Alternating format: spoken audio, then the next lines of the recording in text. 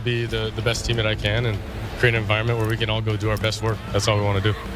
So take that with what you will. We'll talk about it in a second. But as the season goes on, you're probably going to ask us if we do this every day. And we'll say often, because these two are going to be tied together often throughout their careers. As you take a look at the two different performances from the rookie quarterbacks out in Cleveland. Shedeur getting the start in preseason game 1. Dillon Gabriel getting the start yesterday in preseason game number 2. Certainly no shortage of quarterback drama both in Cleveland and across the league. And here to discuss it all is our NFL analyst Tyler Sullivan. Tyler, it is hard to reflect on the performance of Dillon Gabriel when that conversation we just heard is floating around the internet.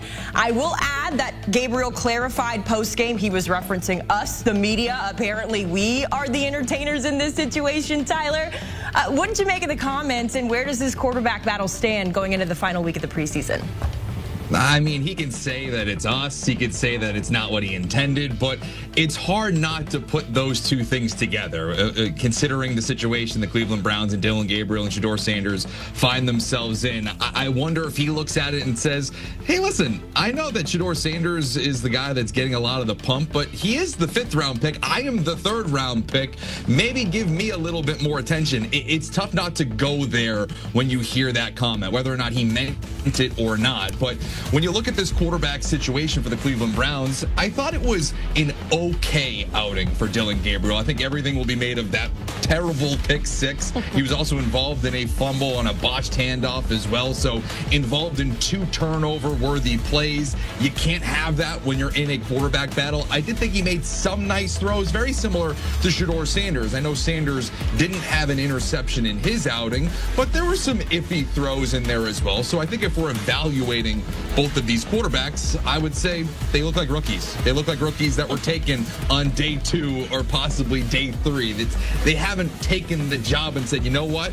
These guys really have stated their case to start week 1. So if we're looking for winners in all of this, it's that old man up there at the top and Joe Flacco. I think he's possibly the winner here, because I don't think that there's any really room here to say that other quarterbacks have put themselves in the conversation to start week 1. Joe Flacco was kind of the guy coming into camp that had the inside track. I don't think that's changed so far.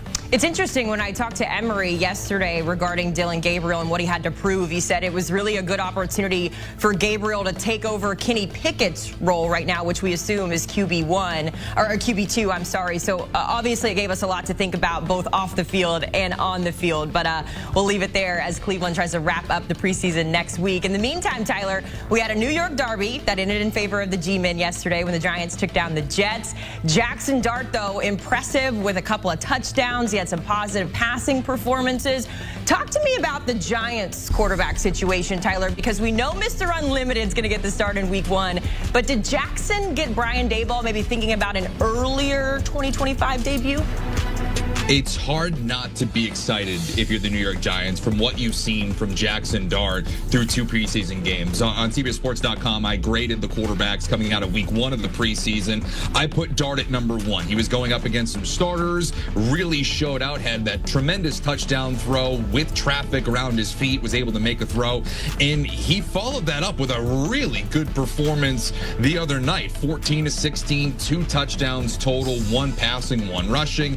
He's just looked the part. He's passed the eye test so far. And you're right, Russell Wilson's going to start the season as the starting quarterback, but it does feel like a matter of time before Jaxson Dart in this new era for the New York Giants kind of ushers in. The question is when. And when you look at the New York Giants schedule, it's really hard to find an easy landing spot for their young quarterback. They have one of the toughest schedules in the NFL this season. And so I kind of wonder, what does Brian Daboll do? I kind of look at maybe week 7, and it's not an easy landing spot. It's at the Denver Broncos. But the reason why I look at that is maybe one of the earlier windows that Jaxson Dart could become the starting quarterback is because they play the Philadelphia Eagles on Thursday Night Football the week prior. That's typically a window with that mini bye of sorts where if you start the season off a little bit sluggish, I think they play the New Orleans Saints in week 5. That might be their only win considering how tough their schedule is. is,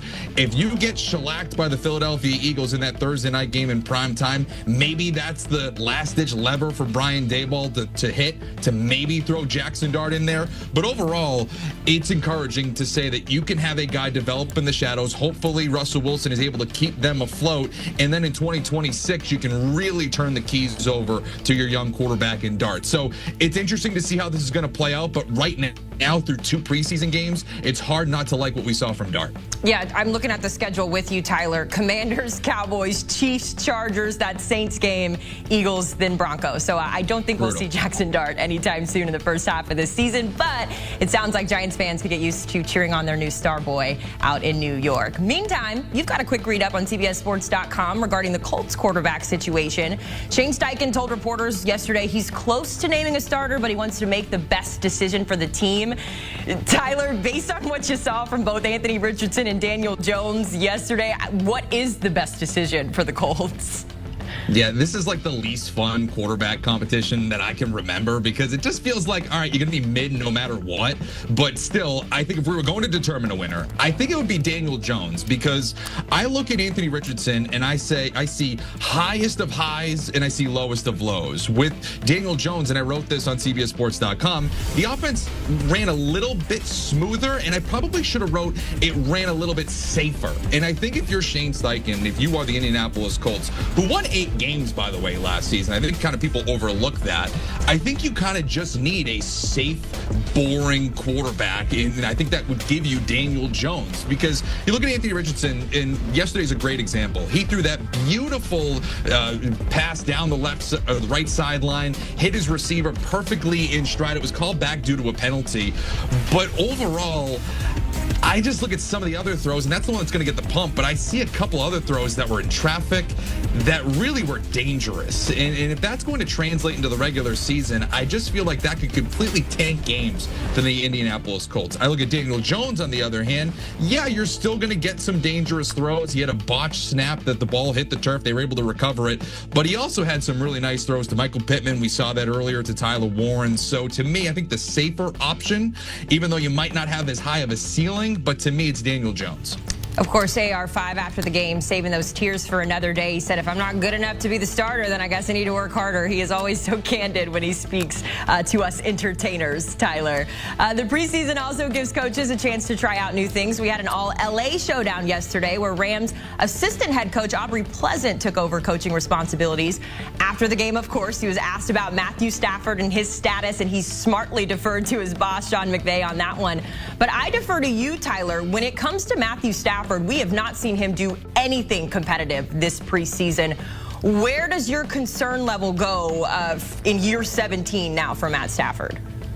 Well, and not only that, they reportedly declined to comment if Matthew Stafford worked out on Saturday, which just continues the uneasy feeling surrounding the Los Angeles Rams and Matthew Stafford. It's giving me Christian McCaffrey vibes from last season, where he was dealing with an injury and all of a sudden, he should be fine. We get to week 1, he's a surprise scratch, and we all know what happened throughout that season for Christian McCaffrey and the San Francisco 49ers. I kind of am getting those similar vibes, which is not great for a team in the Los Angeles Rams who legitimately have a Super Bowl ceiling. They are a sexy team to pick to come out of the NFC West, to come out of the NFC in general. Of course, you remember last season, they were the ones that took the Philadelphia Eagles to the brink in the playoffs, gave them the most run for their money. They go into the offseason, they bring in Devontae Adams, which I think is an upgrade at this stage over Cooper Kupp. They have a young, emerging defense, but all of this kind of comes in vain if Matthew Stafford isn't healthy, because Jimmy Garoppolo, he's no Iron Man either. So this quarterback situation could kind of dissolve rather quickly for them as the season goes along. And the other thing that we should point out here too is that the Los Angeles Rams have the toughest schedule within the NFC West. Not something that a lot of people point to. We look at the San Francisco 49ers, the easiest schedule in the entire NFL, but you look at that division, the Seahawks and the Arizona Cardinals, along with the 49ers, have an easier road in in 2025 than the Los Angeles Rams. You have to account for that. So it's a tougher road than the rest of their division foes. We don't know what's going to happen here with Matthew Stafford, a 37-year-old dealing with a back injury. It feels like things are teetering here, and I know it's August and we still haven't even hit week 1, but it does feel like things are teetering here with the Los Angeles Rams. And you mentioned Jimmy Garoppolo as the backup. They also have Stetson Bennett, who we know was not very consistent last year in terms of his availability. He did throw for over 320 yards last night, though, so we'll keep our eye on it. Tyler, you know what I'm keeping my eye on, though, as the preseason wraps up here. The LA Cowboys are back home, and we know the cloud that is hanging over this team is the Micah Parsons situation.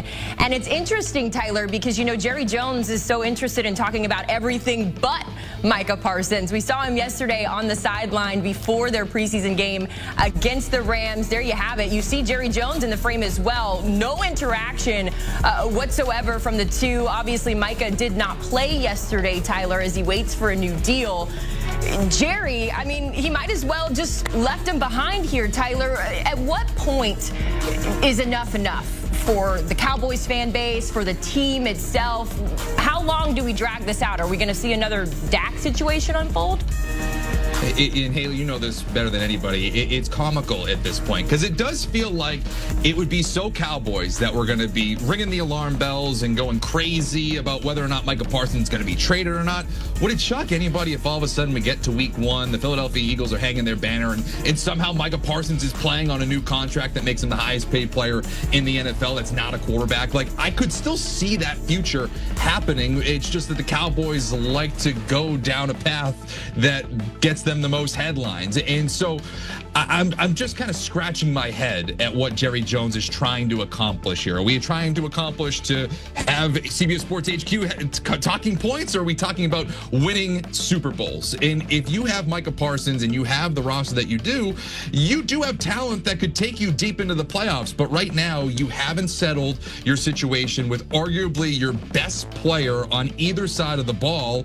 And you're going into a season where the two teams that were in the NFC Championship were in your division. Like, you have to get ready to go out of the gate as fast as you possibly can to keep up with those division foes. You obviously see one of those in week 1 in the Philadelphia Eagles. It just feels like they should have had this wrapped up much sooner. And it's only going to cost them money. I mean, we've seen the highest paid non-quarterback in the NFL title switch hands multiple times this offseason. It's Max Crosby. It's TJ Watt more recently. Max Crosby signed a deal that is an average annual salary of around $35 million per year. TJ Watt's $41 million per season. Anywhere in between, it's a lot cheaper for Jerry Jones. Now he's going to have to go over that $41 million per season number. So it's not only costing you wins, it's also costing you money. Just for a few headlines, it seems head-scratching. It's interesting as well, Tyler, at the end of the pregame show hit that he was on yesterday for DallasCowboys.com, he sent out this message to the fans, and he was like, trust me, I hear you guys. I want to win a championship just as bad as you do, and I think the first step to that is signing Micah Parsons.